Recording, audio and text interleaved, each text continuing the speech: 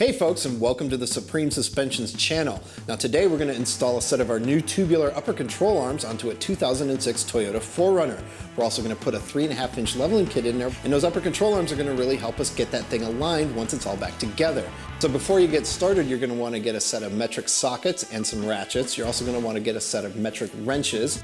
You want a torque wrench to help you get it back together in spec, and an impact gun will help you get it apart, but if you have a big old breaker bar, you're not going to need it. So let's head over to the shop and get her done. With the truck securely in the air, drop those front wheels. Next up, you'll want to disconnect the wheel speed sensor and pull the wiring pigtail free.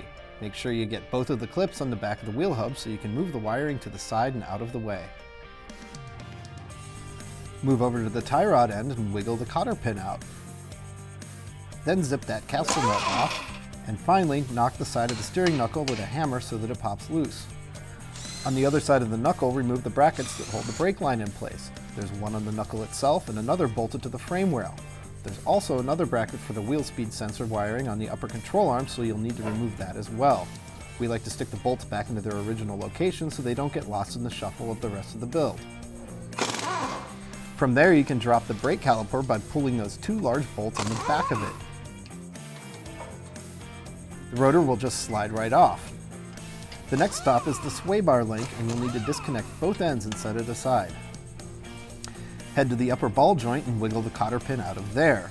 Remove its castle nut and whack the top of the steering knuckle to pop it loose. If you're also adding a lift kit like we are, then you'll need to undo those 3 upper strut mount bolts so that you can drop the strut assembly later on.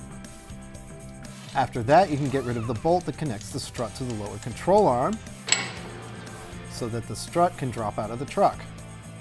To attach the strut spacer, apply some thread locker to the 3 studs for the upper strut mount. Then slide the spacer over the studs and tighten those factory nuts down to 47 foot-pounds. Before the strut goes back in, you'll need to finish removing the upper control arm, and to do that, you'll need to remove those soft dust shields that cover the gaps between the frame rail and the inner fender. The upper control arms on these Toyotas are mounted by a single really long bolt.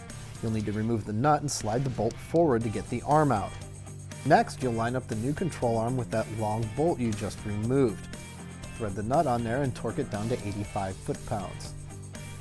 Assemble the uniball joint with the longer piece on the bottom. You may need to persuade them a bit to get them to seat. Finish it off by running that 12-point bolt down through the middle of the joint. Slide the strut assembly back into the truck and install the bolt into the lower mount. Thread up the nut and run it down to 100 foot-pounds. Install the 3 provided bolts into the upper strut mount with a washer on each of the bolts. Tighten them down to 47 foot-pounds. Snap the front dust shield back into place with the 4 plastic clips from the factory.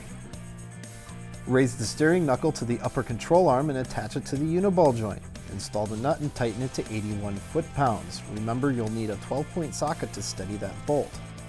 Attach the tie rod to the steering knuckle and run the castle nut down to 65 foot-pounds.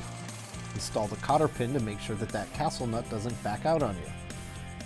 Slide the brake rotor back onto the hub studs, and then install the brake caliper.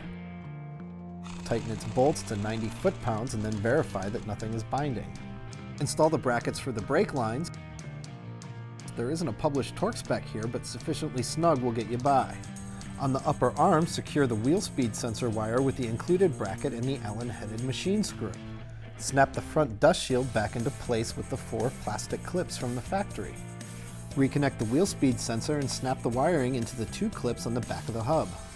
Attach both ends of the sway bar link and run their nuts down to 52 foot-pounds. Install the wheels with the lug nuts at 76 foot-pounds. So we've got our 06 4Runner back together, and it's sitting all high and mighty, and we're really happy how everything turned out. We hope you enjoyed our video today. If you did, please hit like. If this is your first time checking out our channel, please hit subscribe. If you have any questions about any of our products, whether it's to install them on your own vehicle or which ones you need to buy, please don't hesitate to give us a call. We've been at this a very long time, so if you're dealing with it, I'm sure we've dealt with it too. Thanks for watching and have a great rest of your day.